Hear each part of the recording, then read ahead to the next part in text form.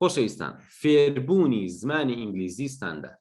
بۆ نمونە مەپێچەرت جۆرە لەهجەیەک ئیتر وا بزانی ئینگلیزی هەرەوەی، وا بزانی ئینگلیزی هەر ئەو ئینگلیزیەکە لە فیلم ئەمریکیەکانە هەیە، ئینگلیزیەرە و ئینگلیزیەکە لە لەندەن قسەی پێکرێت. نا، زمانی ئینگلیزی ستاندارد ئەو زمانەی کە زۆربەی ئەوانەی خۆیان ئینگلیزن لە شوێنی سەقافی و شوێنە عامەکانە لە سەفەرەکانیانە یان ئەو خەڵکانی فێری زمانەکە بوون ئەوانە بەکاری ئەهێنن.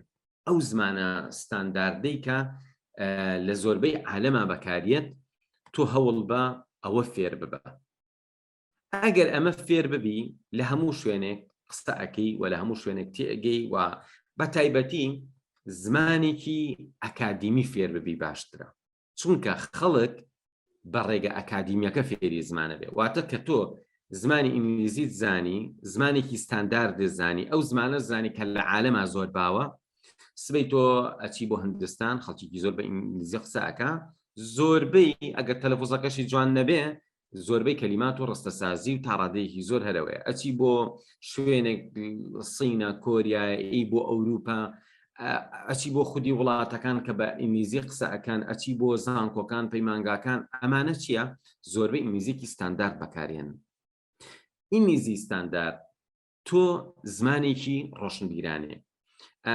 برادێرێکم هەبوو خەڵکی ئەمریکا بوو، ڕۆژێکیان ئەو کاتە من ئینگلیزیەکەم زۆریش باش نەبوو، یعنی ئەتوان بڵێم خراپ بوو. ڕۆژێکیان قسەمانە کرد پێکەوە، وتم ئەرێم ئینگلیزی من چۆنە؟ وتی وەڵا زۆر باشە. وتم ئاخە باشێکی چییە؟ وتی ئەمەی کە تۆ قسەی پێ ئەەکەی، وتی منیش لەبەر تۆ بەم زمانە قسە ئەکەم. ئەوە ئەگەر من بە زمانەکەی خۆم قسە بکەم، ئەوە زمانی لادێکەیە. زمانوتی ئێمە بە ئەسڵ خەڵکی لادێکی نزیکی مەکسیکە، بڵێم نزیکی یەکێکە لە ویلایەتەکانی ئەمریکا، تەکساس، نزیکی تەکساسە، بۆیە ئەم لەهجەی من لەوێ بەکارێت. ئەگەر تۆ بێی لای ئێمە لە تەکساس لەو مەنتیقەیە بەم زمانە قسە بکەی، پێتەڵێن ئەوە مسەقەفە. وەکو چی وایە بەڕێزان؟ وەکو وایە تۆ بۆ نمونە زمانێکی شاری کە ئێستاکە بۆ نمونە لە زانکۆکانی ئێمە خەڵک بەو زمانە دەرسەڵێتەوە، بەو زمانە قسەکە، تۆ بەو زمانە قسە بکەین، خەڵک بە ڕۆشنبیرتر سیر دەکەن. ئێستا هیوا هەیە هاتووەتە ئەوروپا، با بڵین بە گەنجی بە مناڵی هاتووە، عایلەکەیان هاتوون لێرە بۆ بە پرۆفیسۆر، بەڵام ئەگەر بێتەوە بۆ کوردستان بە کوردی قسە بکە، بە لەهجەیەکی دیاریکرای مەنتیقەی قسەکە، خەڵک تەسەوور ناکەن بە ئینسانێکی زۆر مسەقف بێت، چونکە زمانەکەی زمانێکی زۆر زۆر دوورە لە زمانی ستاندارد و زمانی ڕەسمیەوە. با پرۆفیسۆریش بە خەڵک تەسەوور ناکەن خوێنەوەریشیە بێت. بەڵام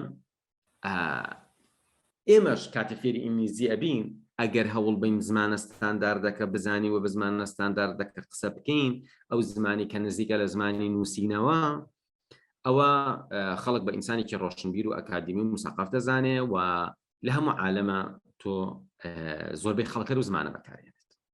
و بۆ نمونە ئێستاکە خەڵکانێکی زۆر فێر بوون لە یوتیوب بۆ ئەوەی کە ڤیان زۆربێ بەردەوام ئەڵێ وامەڵێ وا بڵێ وامەڵێ وام خەڵک سەری لێ تێگەچێ. بەڵام بەڕێزان، ئێمە بۆچی لەهجەیەک یان جۆرە قسەیەک فێربین کە خەڵک لە ویلایەتێک لە مەنتیقەیەک وا بەکاری هێنێت، بۆ قسەیەک فێر نەبین کە هەموو عالەم خەڵک لەوە تێگا.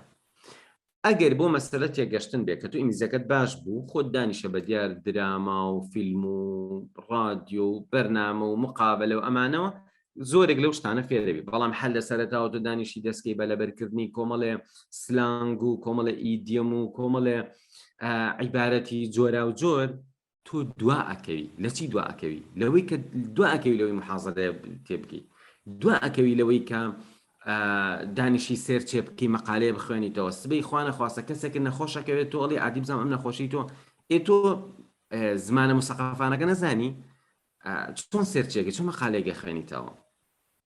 بۆیە باش وایە خەریکی زمانی ستاندارد بی، خۆ مەشغوڵ مەکە بە شتی ترەوە، مەرج نییە شتێ بوو بە باو ئەوە مهم بێت.